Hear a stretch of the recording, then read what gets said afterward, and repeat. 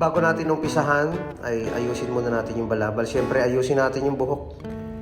Para kapag nagbawas tayo ay nakaposisyon yung kanyang buhok.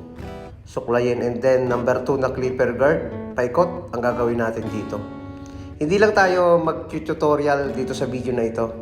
Magpapasalamat na rin ako kay Kuya sa pagdayo niya dito sa Owen Dread Barbers sa Cabuyao, Laguna. From Caloocan pa siya, nag-commute. Dahil birthday daw niya, kaya pinilit niyang makapunta rito.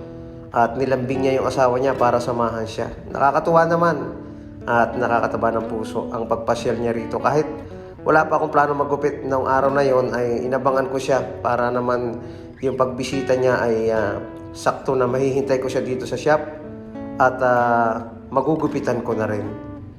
And then ang gagawin ko, i-overcome ko yung buhok niya. Ang gagawin kong gupit sa kanya ay barber's cut lang, yung babagay sa forma ng kanyang buhok at nababagay din sa, siyempre may puti na yung kanyang buhok. Hindi rin siya nagpapakulay, natural na buhok lang niyan, hindi niya kinukulayan. So nakakatuwa naman kasi ang pagbisita niya rito ay isang malaking karangalan para sa akin. Kasi from Caloocan pa siya, nag-commute, umuulan, nag-tricycle, nag-jeep, sumakay ng bus para lang mabisita ako. Yung 1.5 na clipper guard ang ginamit ko. Next na ginawa ko dito. Paikot din yan. Ganyan lang kasimple. Hindi ko siya dinirect kasi hindi ko masyadong nakikita yung ibang part ng buhok niya dahil may nakahalong ilang puti. May nakahalong ilang maitim pa, tapos yun, marami ng maputing buhok.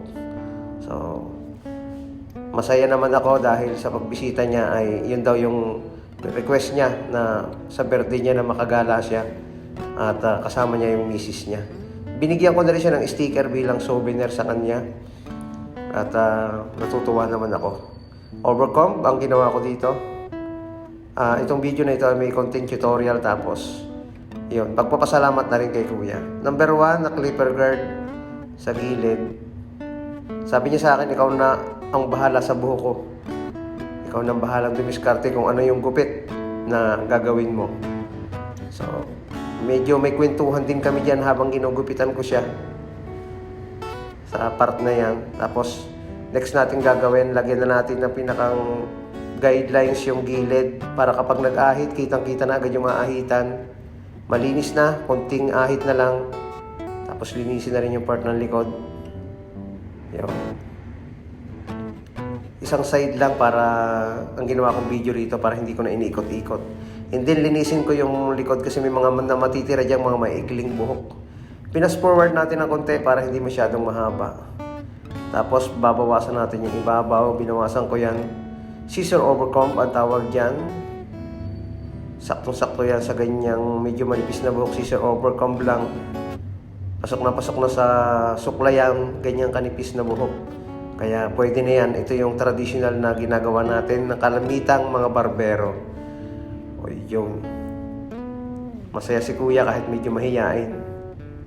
Tapos yung putulan natin yung mahaba sa may part ng ibabaw. Pwede na nating ipit ng kamay para mabatak natin yung buhok.